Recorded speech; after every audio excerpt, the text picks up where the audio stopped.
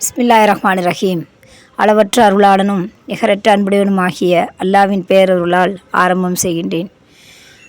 அல்லாவின் நல்லடியார்களே, இன்றைக்கி நம்ம பேச இருக்கிற தலைப்பு இமாம்கள் சம்பளத்தை பற்றியும், கஷ்டப்பட்டு பள்ளிவாசல் எப்படி கட்டி மக்கள் ஜமாத் அளவு உருவாக்குறாங்க, அவங்கள நம்ம எந்த அளவுக்கு நம்ம மக்களாகிய நம்ம எப்படி பார்த்துக்கணும் அப்படிங்கிறத பற்றி தான் இன்றைக்கி நம்ம பேச இருக்கிறோம்.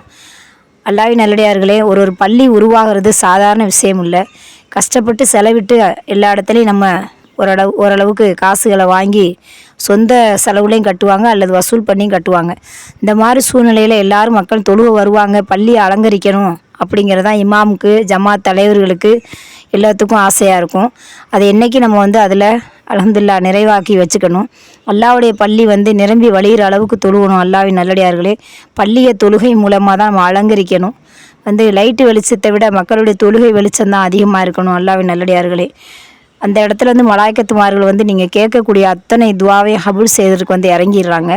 எந்த இடத்துல குர்ஆன் ஷரீஃப் அதிகமாக ஓதுறாங்களோ அங்கே மலாய்க்கத்து இருந்துக்கிட்டே இருப்பாங்க. அதே போல் தான் பள்ளிவாசலில் இமாம் பாங் சொன்ன உடனே காமத்துக்கு முன்னாடி போய் டக்குன்னு போய் ரெடியாகி ஒழு செஞ்சுட்டு பள்ளியில் ஆஜராகி தொழுது அல்லாவுக்கு நீங்கள் உங்களுடைய என்னென்ன துரியாவுடைய விஷயங்கள், ஆகிரத்துடைய விஷயத்தை கேட்கணுமோ கேட்டு வச்சுக்கோங்க. அதே போல் பெண்கள் வீட்டில் டைம் கிடைக்கிறப்ப தொழுதுக்கோங்க. அல்ஹம்துலில்லாஹ். இதில் இமாம்களுடைய சம்பளத்தை பற்றி இன்றைக்கி நம்ம பேச போகிறோம். இமாம்களுக்கு அதிகமான சம்பளங்கள் இப்போ எங்கேயுமே கிடைக்கிறதில்ல. அவங்க எப்பயுமே நடுத்தர குடும்பமாகவே இருக்கிறாங்க. ரொம்ப கஷ்டப்படக்கூடிய நிலையில் தான் எல்லோரும் இருக்கிறாங்க. இமாம்களுக்கு சந்தா காசு ஒவ்வொரு வீட்லேயும் கொடுக்கறதுக்கே கணக்கு பார்க்குறாங்க.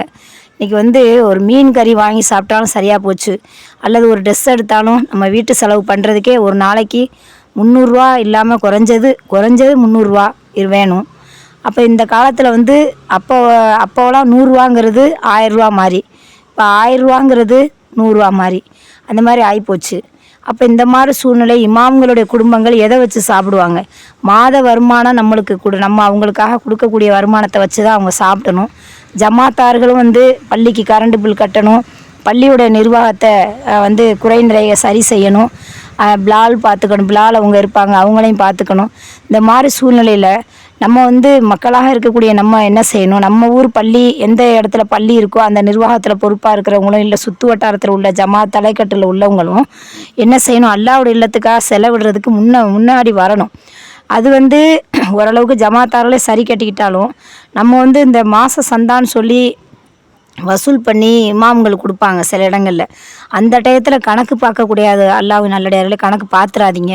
ஏன்னு சொன்னால் அல்லாஹ் உங்களுடைய ஒவ்வொரு நீங்கள் கொடுக்கக்கூடிய உதவிகளையும் அல்லாஹ் கணக்கில் ஏற்றிக்கிறான். அதோடு உங்களுக்கு நன்மைகள் அதிகமாயிருது. அவங்களுக்காக நீங்கள் செய்யக்கூடிய பெரிய உதவி, சந்தா காசு கேட்டு வர்றப்ப அவங்கள அலக்கழிச்சிடாதீங்க. இன்றைக்கி நாளைக்குன்னு சொல்லி அலக்கழித்து விட்றாதீங்க. அவங்க மன உளைச்சலுக்கு ஆளாவாங்க. உங்கள்கிட்ட இப்போ டாக்டர் ஃபீஸ் நம்ம கட்ட போகிறோம், ஸ்கூல் ஃபீஸ் கட்ட போகிறோன்னா நம்ம எப்படியோ கட்டி ஆகணும், ஆட்டோ ஃபீஸ் கட்ட போகிறோன்னா செஞ்சிடறோம். அதே போல் சந்தா காசுங்கிறது அல்லாஹ்வுடைய வருமானத்துக்கு நீங்கள் ரப்புக்காகவும் ரசூலுக்காகவும் நீங்கள் கொடுக்குறது, உங்களுடைய நன்மைக்காக கொடுக்குறது. அதை நீங்கள் அவங்க கேட்க முன்னாடியே ரெடி பண்ணி மாதம் எவ்வளோ உண்டு, 100 100, 50 50, நம்மளால் முடிஞ்ச அளவுக்கு நம்மள்ட்ட எவ்வளோ இருக்குதோ அதை நம்ம என்ன செய்யணும்? ரெடி பண்ணி வச்சுக்கிட்டு அவங்க வந்தவொடனே கரெக்டாக கொடுத்து அவங்கள அனுப்பிடுங்க. அல்லாஹ்வின் நல்லடியார்கள், இந்த விஷயத்தில் நீங்கள் நன்மையை அடையணும்னு ஆசைப்பட்றேன். ரெண்டாவது, அதில் நம்ம பாவி ஆயிடக்கூடாது. அல்லாஹ்வுடைய இல்லத்துக்கு வேலை செய்கிறப்ப, கூலி கொடுக்குறப்ப அவங்களுக்காக நம்ம ஏதாவது ஒரு விஷயத்தை நம்ம உதவுறோம், அல்லாஹ்வுடைய பள்ளிக்கு ஏதாவது ஒரு உதவி பண்ணிக்கிட்டு இருக்கோம் அப்படின்னு சொன்னால், இமாம்களுக்கு சம்பளத்தில் உதவி பண்ணுறோம்னு சொன்னால் அதில் லேட் பண்ணிடாமல் உடனடியாக முந்தி நீங்கள் அந்த நன்மையை அடைஞ்சிக்கங்க. அது ஒரு விஷயம் இருக்க. இமாம்கள் நம்மளை சார்ந்து அவங்க இருக்கிறாங்க.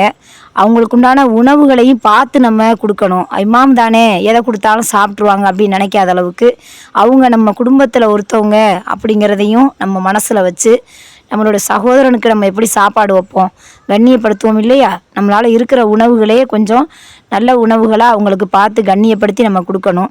இமாம் எதை வேணாலும் சாப்பிட்டுக்குவாங்க அப்படின்னு சொல்லி நம்ம நினைக்கக்கூடாது. அவங்களுக்கு நம்ம கண்ணியப்படுத்தணும் அல்லாஹ்வின் நல்லடியார்களே. அதே சமயத்தில் சந்தா காசு கேட்டு வர்றவங்ககிட்டையும் நம்ம அலக்கழிச்சிடாமல் கரெக்டாக மாத சந்தாவை நம்ம கட்டிடணும். அல்ஹம்துலில்லாஹ். இந்த நன்மையை நீங்கள் அடைஞ்சிக்கங்க. இதில் நம்ம பாவி ஆயிடக்கூடாது.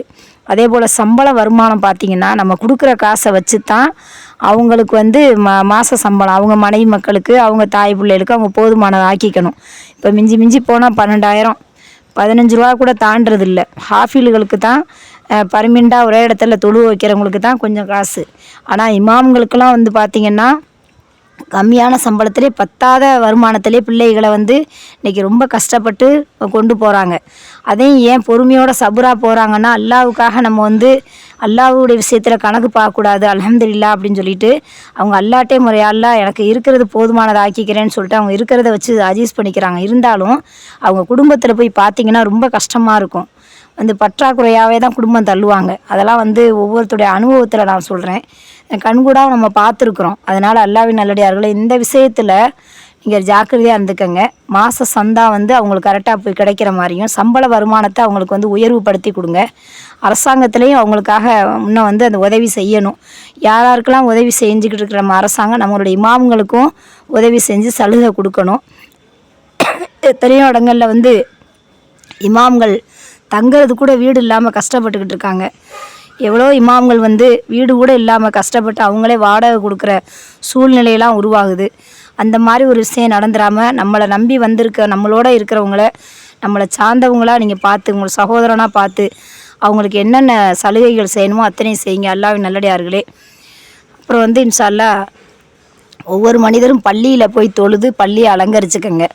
பள்ளிக்குண்டான அத்தனை சலுகைகளையும் செய்வீங்கிற ஒரு நற்செய்தியோட உங்களுடைய தாயாக நான் வந்து இந்த பயானை முடிக்கின்றேன்.